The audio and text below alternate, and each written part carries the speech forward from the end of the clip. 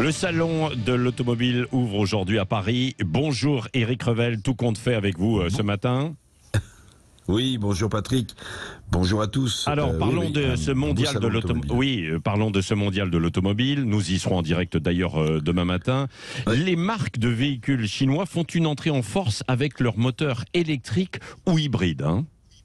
Ah oui, je suis sûr que ça ne va pas vous échapper demain pour cette matinale spéciale sur le salon de l'automobile. Patrick, vous allez voir que la place des marques d'automobiles chinoises est importante, très importante sur ce salon parisien, salon français. Alors les marques chinoises, elles ont des stratégies différentes, on le sait depuis plusieurs années. Il y a des nouveaux modèles, bon très bien.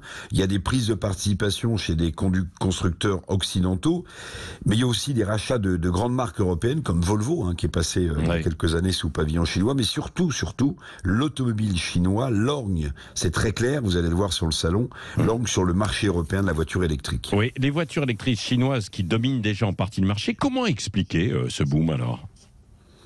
Oui, ça peut paraître étonnant, parce qu'en réalité, l'industrie de l'automobile chinoise a profité de la rupture en fait entre moteurs thermiques vers les moteurs électriques, de la rupture technologique, pour partir quasiment, disent les experts, à égalité avec les constructeurs historiques de véhicules en Europe ou aux États-Unis. Aujourd'hui, Patrick, écoutez bien, il se vend 2 fois plus de voitures électriques en Chine que dans le reste du monde. Oui. L'année dernière, 2 millions de voitures électriques ont été vendues dans ce pays colossal, la Chine.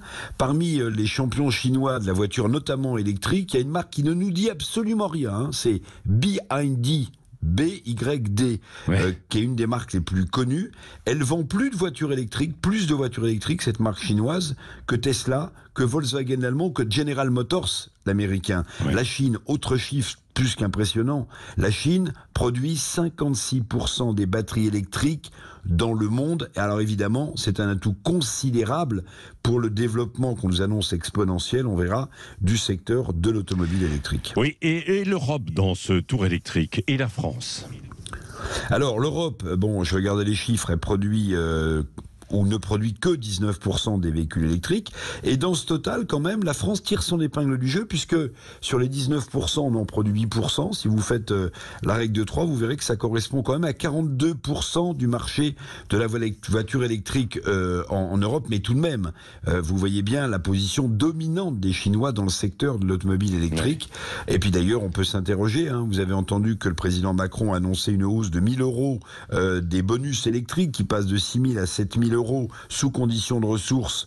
On peut se poser la question, est-ce que ce coup de pouce finalement va pas bénéficier plus à l'industrie automobile étrangère et notamment chinoise, qui propose des prix évidemment ultra compétitifs, sans parler qu'avec un parc nucléaire en panne, on peut se demander combien on produira, ou est-ce qu'on produira assez d'électricité dans les années qui viennent pour alimenter nos batteries, et surtout à quel coût.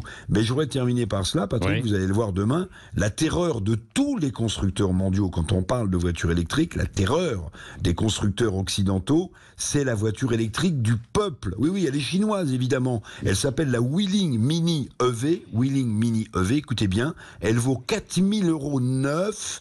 En Chine, il s'en est vendu 400 000 exemplaires l'an passé. Alors les règles de sécurité, les designs évidemment sont différents, mais je peux vous assurer que c'est le cauchemar de beaucoup de constructeurs occidentaux, cette voiture électrique du peuple chinois.